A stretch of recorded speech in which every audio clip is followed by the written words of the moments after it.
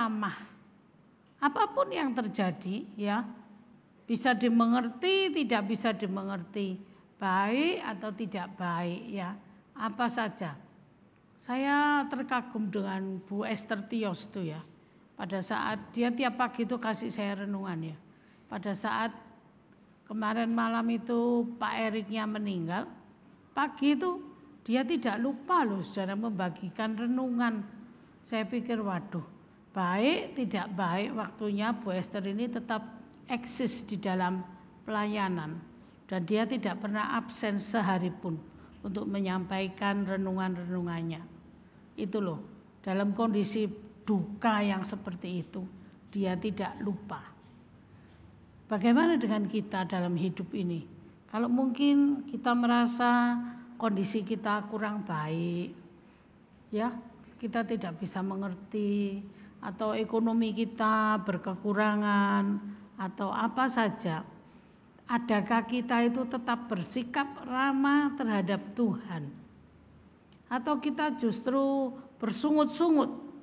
Seperti Bilangan itu, tidak usah dibaca ya, di kitab Bilangan itu orang Israel itu bersungut-sungut.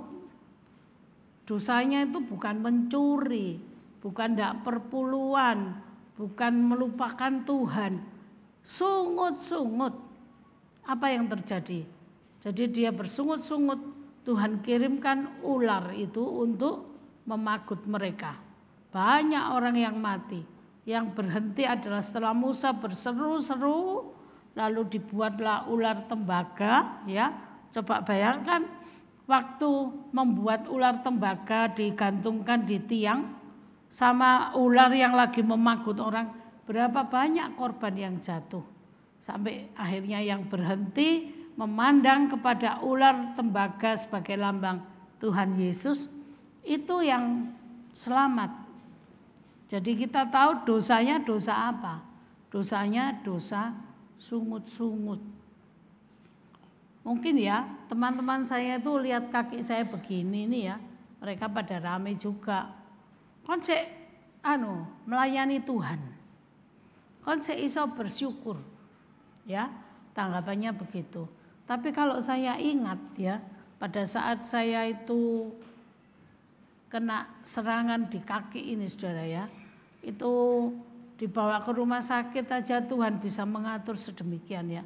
Persis pawai bunga itu berada di belakang saya, Tuhan yang ngatur. Setelah itu jalanan di Ponorogo, Raya Darmo macet total, semuanya enggak bisa ya. Sampai teman-teman yang mencari saya itu harus cari alternatif jalan dan lain-lainnya. Tapi saya bisa lempeng kok. Itu siapa yang pertama.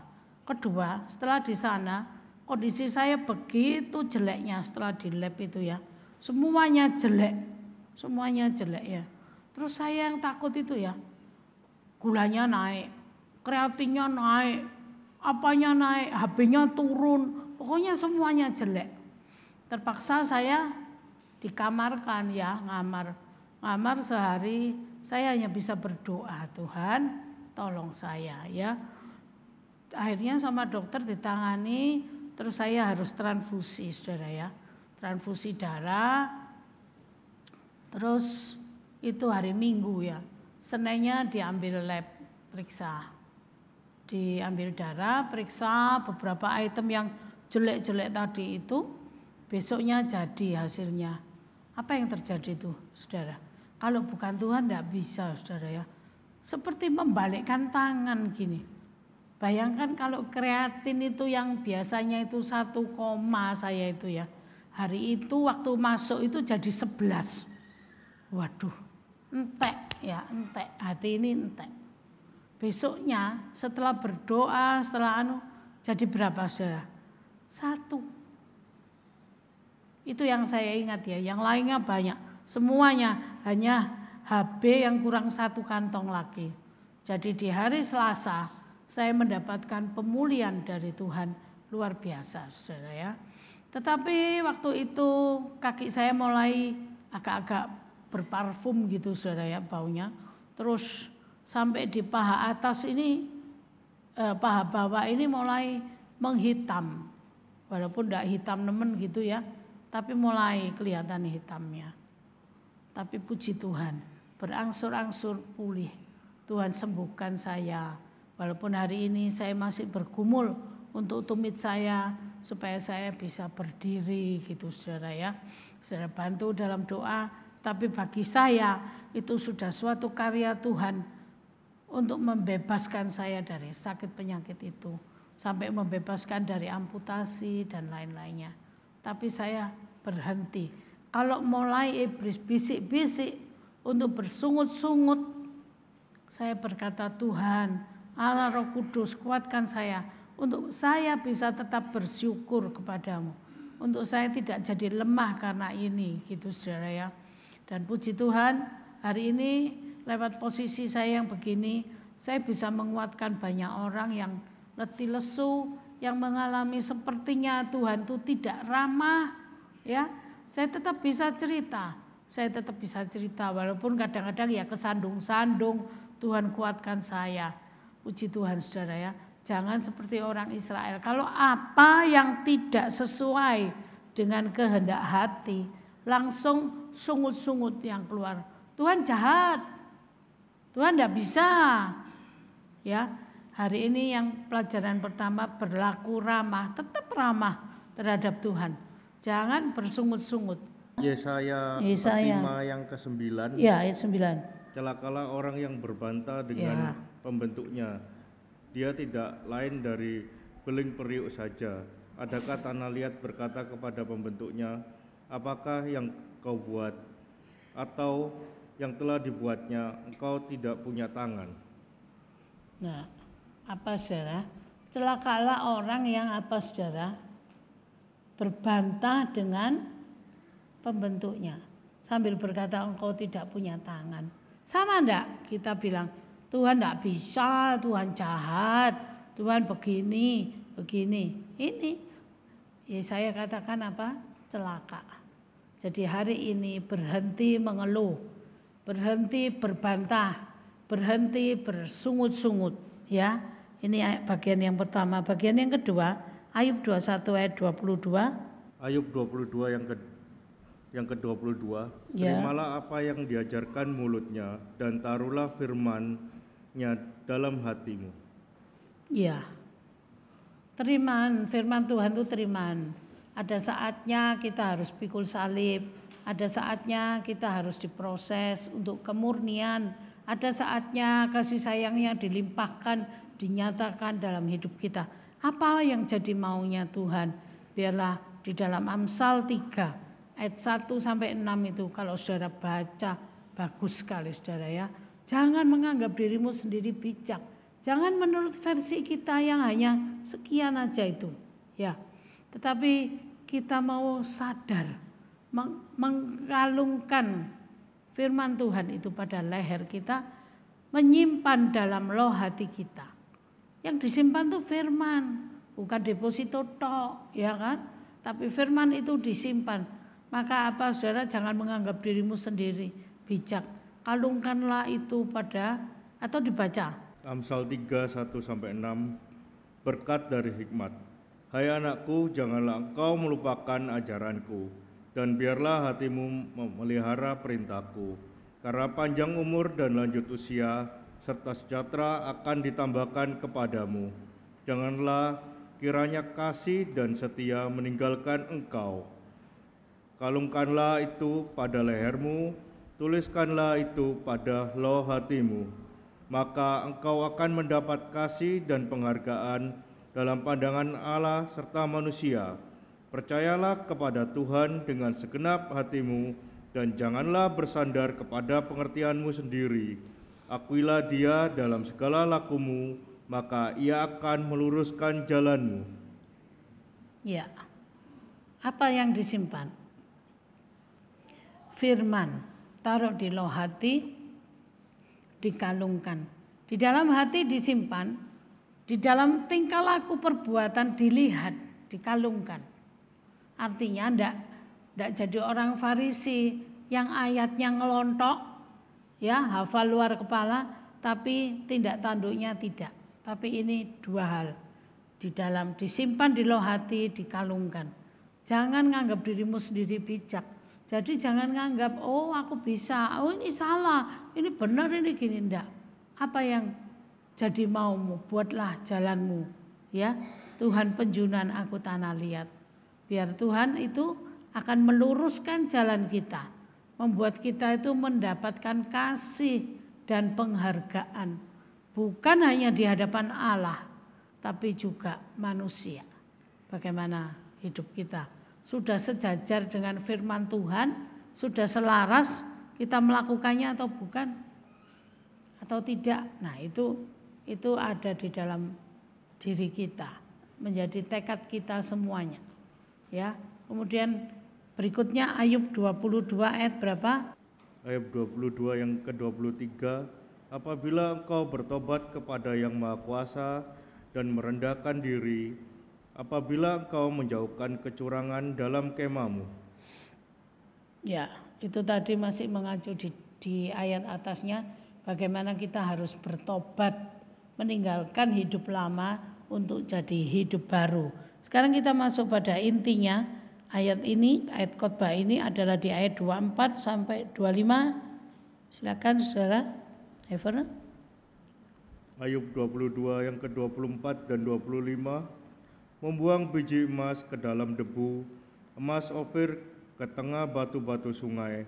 Dan apabila Yang Maha Kuasa menjadi timbunan emasmu dan kekayaan perakmu, terus, maka sungguh-sungguh engkau akan bersenang-senang karena Yang Maha Kuasa dan akan menengadah kepada Allah.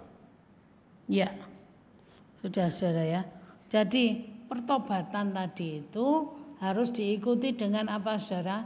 Membuang biji emas kemana Saudara? Ke dalam debu. Artinya emas itu adalah sesuatu yang saudara anggap berharga, dosa kesayangan, bisa, bantu-bantu gereja apa saja bisa. Tapi kalau ngerokok enggak bisa. Wis kadung ini, satu ini tok ae. Masa Tuhan enggak mengampuni? Atau mungkin yang lain, punya dosa kesayangan-kesayangan. Bisa bertobat, rajin pelayanan, tapi berani terhadap orang tua, tidak jadi berkat. Atau apalagi bisa bertobat tapi tidak bisa kalau perpuluhan. Ada tiap-tiap orang yang punya biji emasnya itu. Hari ini maksud Tuhan apa? Biji emas itu dibuang ke dalam debu.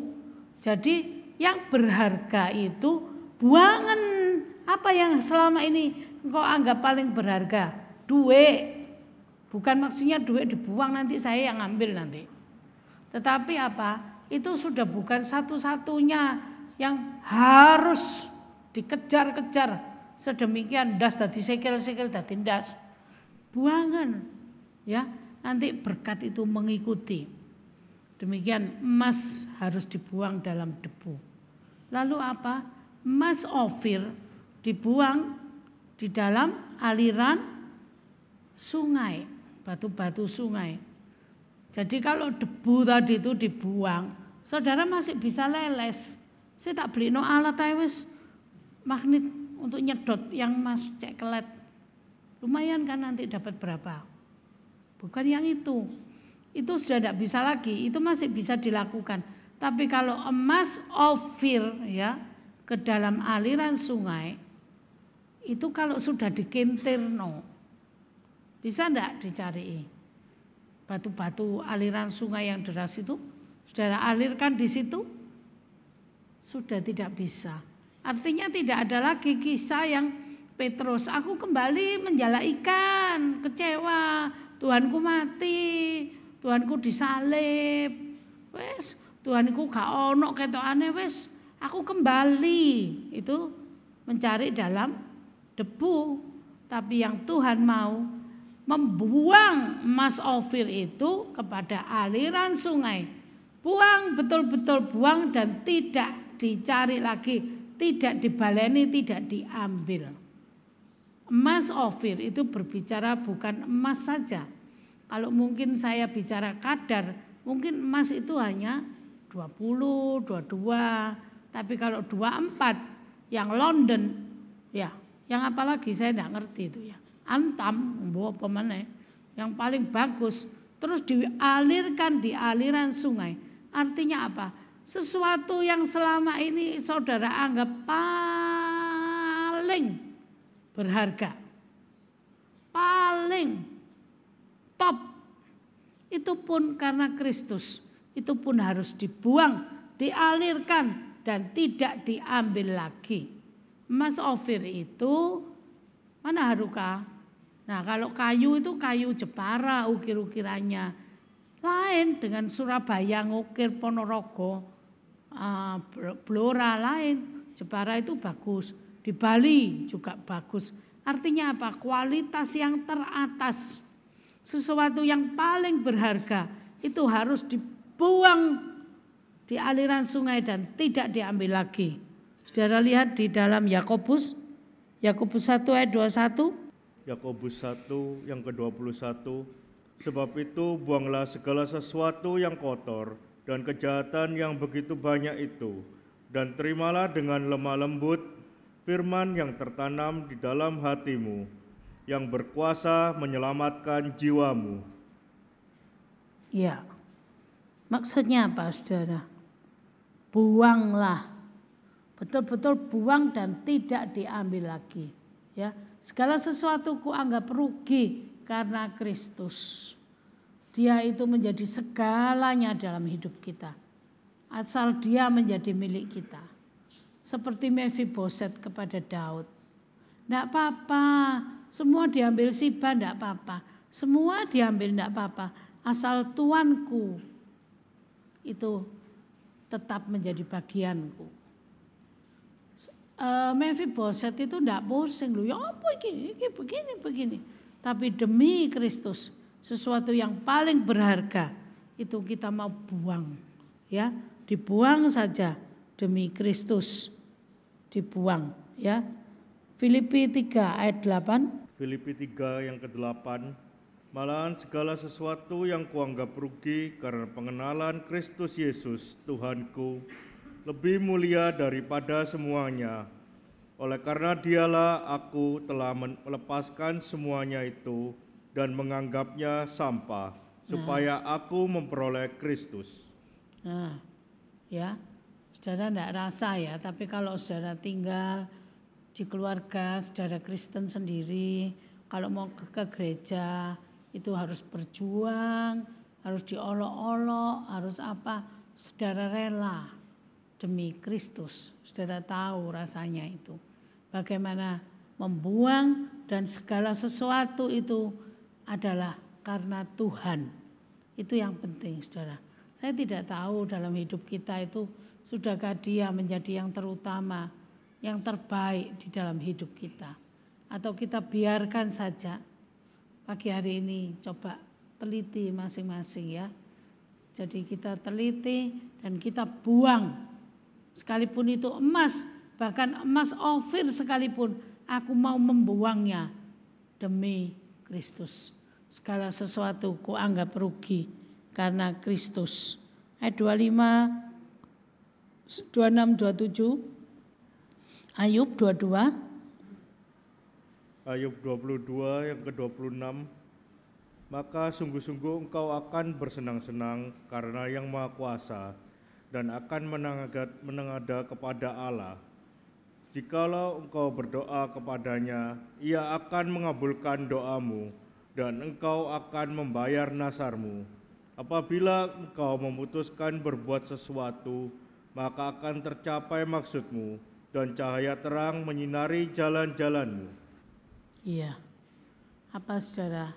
Kalau saudara sudah membuang semuanya itu ya, Tuhan itu tidak akan tinggal diam ya.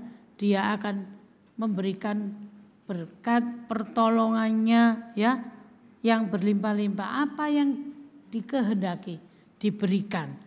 Jawaban orang yang sudah bertobat tidak akan menghendaki musuhnya biar mati. Tidak gini saudara ya. Tetapi apa yang dia butuhkan Tuhan dengarkan. Ya, Tuhan dengarkan dan hidupnya akan diterangi dengan terang fajar. Ya, dalam hidup kita, saudara, saya tidak mengerti ya kondisi saya, kondisi saudara. Ada hal-hal yang aduh, tidak enak, susah sekali. Ya, aduh, itu ditulungi sama bapaknya, lah aku yatim piatu. Aduh, itu kok soge dari lahir, dari mbah buyutnya. Lah aku sembarang kok golek dewe. Aduh, dan adu-adu lainnya. Saudara sudah buang semuanya itu. Hari ini Tuhan janji apa? Maka cahaya terang akan menyinari hidupnya. Dan apa yang dikehendaki Tuhan akan wujudkan. Saudara butuh hari ini, butuh sembuh, butuh pemulihan ekonomi yang buletisasi. Saudara butuh pertolongan, keluarga saudara kurang mengerti kondisi saudara, membuat saudara sedih. Atau apa saja teman-teman saudara mengucilkan atau semuanya, tidak ada yang tidak bisa Tuhan buat. Hanya satu tadi ya, dari awal sampai akhir kita mulai menganggap Tuhan yang terutama ya, dan tidak menganggap yang kita jalani ini. Meski kita tidak mengerti ya, tapi tidak bertanya-tanya, tidak berbantah-bantah ya. Tetap ya, tanpa 1000 tanya, tapi tetap percaya bahwa jejak Tuhan itu jejak yang sempurna. Saudara ingat ilustrasi petani pembuat tahu, tiap pagi dia membuat tahu itu soro kan saudara ya. Tiap pagi dia buat, langsung dia naik angkot ke pasar jual.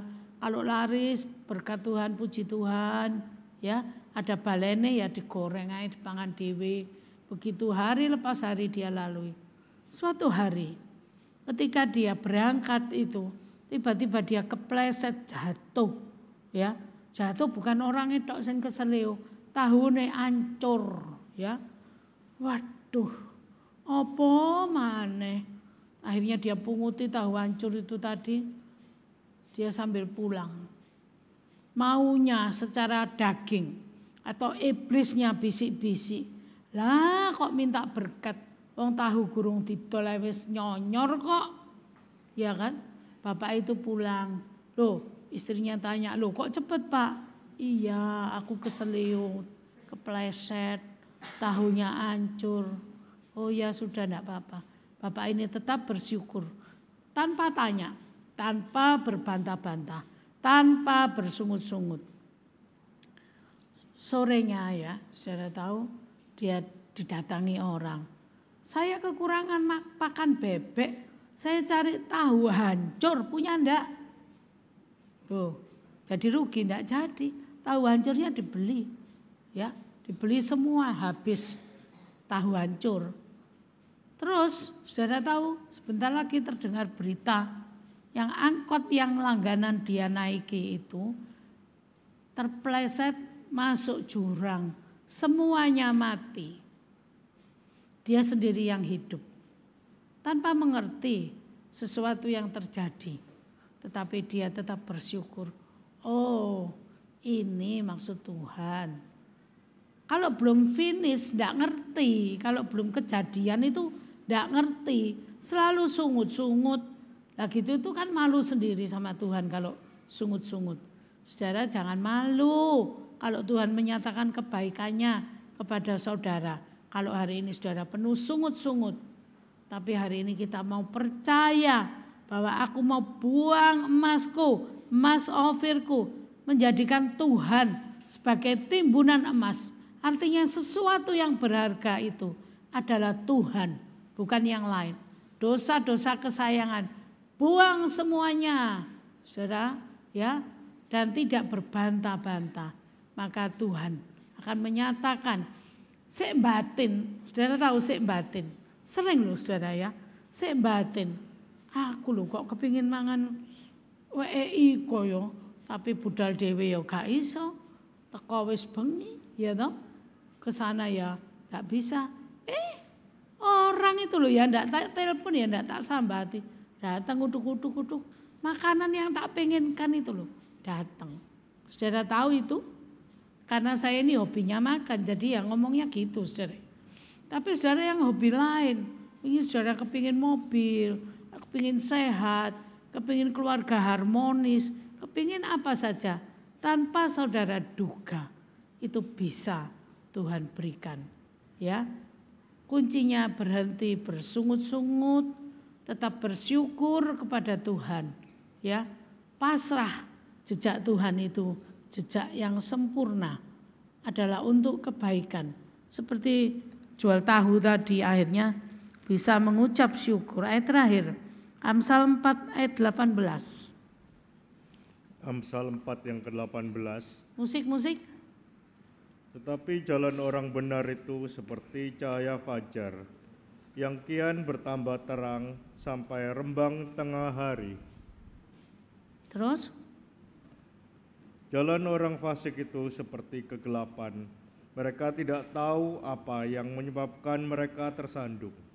Ya, jadi seperti rembang tengah hari, fajar itu bertambah hari, bertambah terang, sampai seperti rembang tengah hari, di mana surya matahari itu bersinar maksimal. Tuhan artinya berjanji kepada saudara, membawa saudara dalam keadaan yang baik. Ya, apa yang di batin itu bisa diwujudkan. Apalagi untuk kebutuhan-kebutuhan yang primer, ya, Tuhan siapkan semuanya untuk kita. Amin, saudara. Berhenti ya, berhenti bersungut-sungut ya. Buang emasmu, buang emas ofirmu ke dalam aliran sungai, ya. Maka kita akan merasakan betapa baiknya Tuhan itu.